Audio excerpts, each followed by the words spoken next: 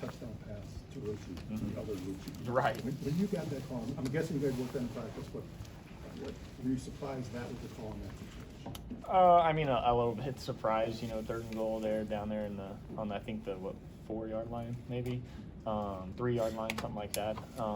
They called the timeout, so that kind of gave us a chance to kind of regroup.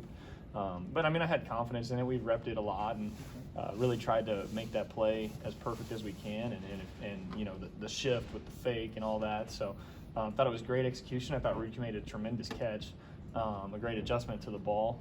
So proud of those guys, and it was great execution. When you let it go, did you worry that? A little bit. I thought it was a little high. Yeah. When you're down 2 touchdowns, you're making your first start. I imagine you stopped thinking about that at that point. But what gave you the confidence to move forward and play the way that you did late in the game? Yeah, I mean, I believe in our guys. I believe in what we do. I believe in our staff. Coach Fig talks about it all the time, playing complementary football. It wasn't just me doing anything. It was our offense moving the ball and creating explosive plays and scoring points, and it was our defense getting stops because we had to stop them at the end of the game. And so thought it was a great example of complementary football, team football. That's what we talk about all the time in our locker room, and we're just really proud of our team to finish this game the way that we needed to and get a win that we really needed. Do you think you made a better throw on the day than the one to Skyler down the sideline? Because it was such a huge play in the moment. I mean, I have to go back and watch the film and then kind of address that. I just thought Skyler, that's kind of a drill that we work every single day at the beginning of practice. Just kind of that over-the-shoulder catch. Thought it was a great job by Skyler. We had the wind at our back. I know the ball was kind of fluttering all afternoon. And, he had single coverage and ran a great route, made a great play when we needed it the most. And so, it was huge for us. You mentioned you believed in the defense, your teammates, make a big play. You didn't say about belief in yourself, what you could do in that situation. I'm just curious what's going through your mind about what you need to do in the 4th quarter to help them win. Yeah, I mean, it just goes back to every play having its own life. You can't score 14 points all in one play or one drive or anything like that. So just taking it a play at a time, doing your job, not playing outside yourself and trying to do too much, but just taking each play itself and doing what needs to be done and kind of just playing situational football down the stretch there. We asked After the early. game, that your teammates came up to you, all of them, and, you shared moments with them, and then that you ran over by your family. What were those moments like? I mean, incredible. Very emotional. After everything finished. I have great teammates. I've got great coaches. And my family's incredible. They travel all the way from Dallas every single week to be here for me, and it really means the world to me. So that was really cool.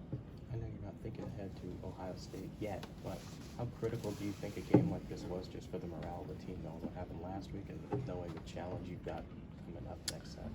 I think it was huge.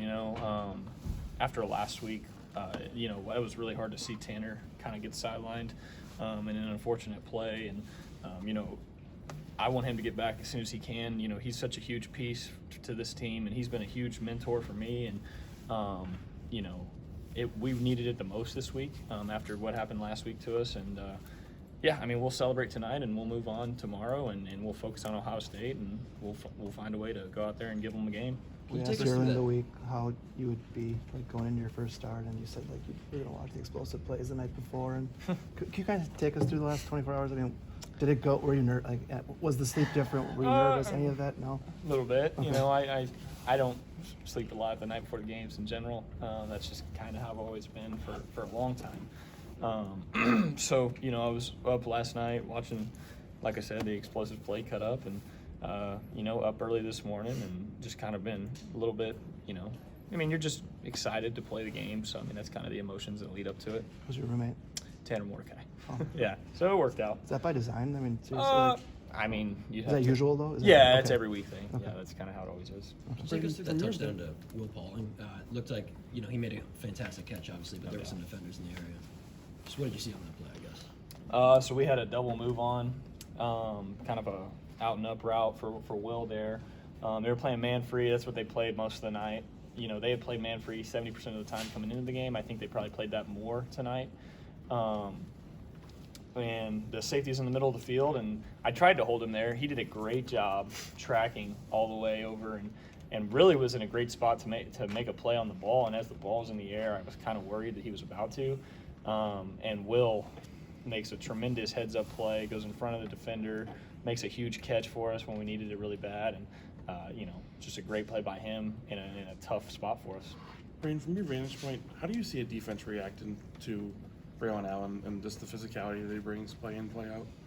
I think everybody has to worry about him. He's kind of an X factor for us, and so yeah, I mean you have to plan for him. And I think the greatest thing about Braedyn is you can't necessarily simulate him in practice. The physicality that he brings in the run game, but also in pass pro. So I think that's a great advantage for us, and obviously we'll continue to lean on him as we go down the stretch here. What was the mentality having another fumble in this game, bouncing back from that, and turning it into what it ended up being at the end of the game? Yeah, I think it was a good play by them. I got to hold on to the ball. Obviously, I take full responsibility for that. But coming into this game, I knew Illinois. I think that they ranked third in FBS in forced fumbles. Which is so obviously they're kind of known for doing that, and so just got to hold on to the ball better. That's going to be the case for the rest of the year, no matter who we're playing. Braedyn, coming into the week, you said how you kind of you had the desire to kind of put your team on the back, but also play your role. It seemed like you did both of those tonight. How are you able to kind of balance the two and ultimately come out with the way you played at the end? Yeah, it just kind of goes back to what I was saying earlier about every play having its own life. Being the quarterback, you're kind of the leader of the team by design, or the leader of the offense at least. And so, at times, you may say I was putting the team on my back, but it just comes down to doing your job. No matter what's called, you got to execute the play call and put us in a good situation to win. Braedyn, if you're having trouble sleeping at night, is Tanner awake too? Was Tanner?